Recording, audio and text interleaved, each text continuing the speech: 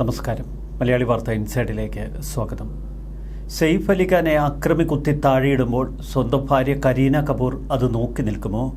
അടിമുടി ദുരൂഹത പടരുന്നു. ബോളിവുഡ് താരം സെയ്ഫ് അലി ഖാനെ കുത്തി പരിക്കേൽപ്പിച്ച കേസിൽ നേരത്തെ പോലീസ് പുറത്തുവിട്ട ഒരു CCTV ദൃശ്യം.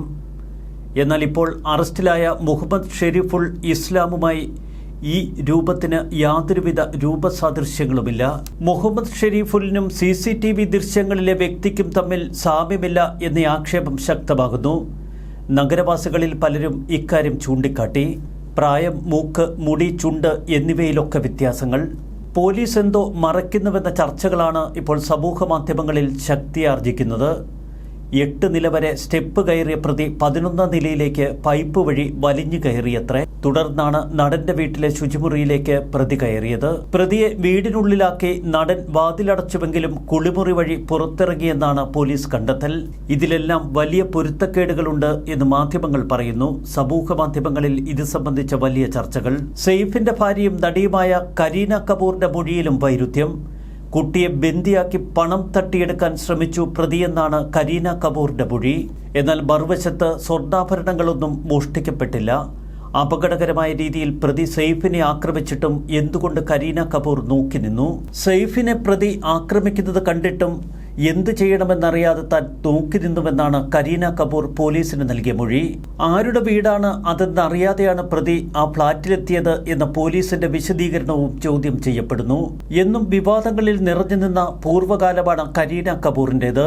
കരീന ആദ്യമായി എഴുതിയ പുസ്തകത്തിന്റെ പേരിൽ പോലും വിവാദങ്ങൾ ഉയർന്നിരുന്നു.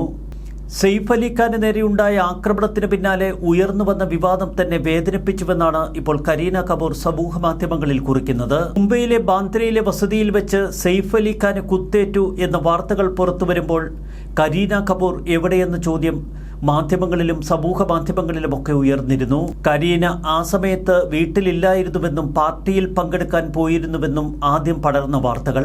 എന്നാൽ കരീനയും വീട്ടിലുണ്ടായിരുന്നു, തലനാരിഴയ്ക്കാണ് അവർ രക്ഷപ്പെട്ടത് എന്ന വാർത്തകൾ പിന്നീട് മാധ്യമങ്ങളിൽ നിറഞ്ഞു. സെയ്ഫിനെ അക്രമി ഉപദ്രവിക്കുന്ന സമയത്ത് താനും വസതിയിലുണ്ടായിരുന്നു.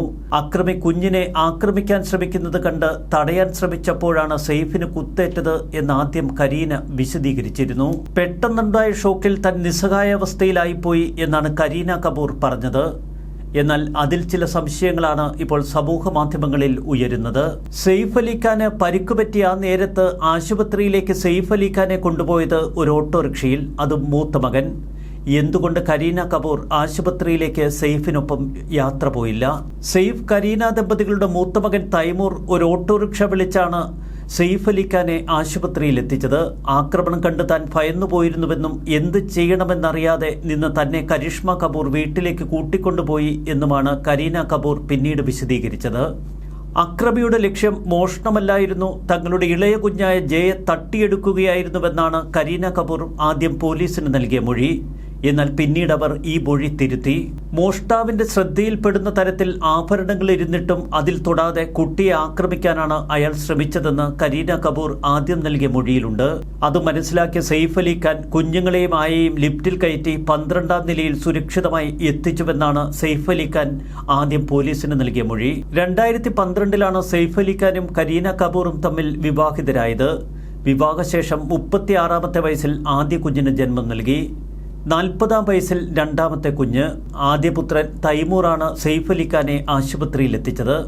2 കുഞ്ഞുങ്ങളുടെ ജനനവും ഏറെ സങ്കീർണതകൾ നിറഞ്ഞത്. രണ്ടാമത്തെ കുഞ്ഞിനെ ഗർഭം ധരിച്ചിരുന്നപ്പോൾ കരീന കപൂർസ് പ്രഗ്നൻസി ബൈബിൾ എന്നൊരു പുസ്തകം കരീന എഴുതി.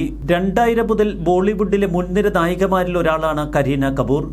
റൊമാന്റിക് കോമഡി മുതൽ ക്രൈം ഡ്രാമകൾ വരെ വൈവിധ്യം നിറഞ്ഞ നിരവധി കഥാപാത്രങ്ങൾ. ബോളിവുഡിൽ ഏറ്റവും ഉയർന്ന പ്രതിഫലം വാങ്ങുന്ന അഭിനേത്രികളിൽ ഒരാൾ.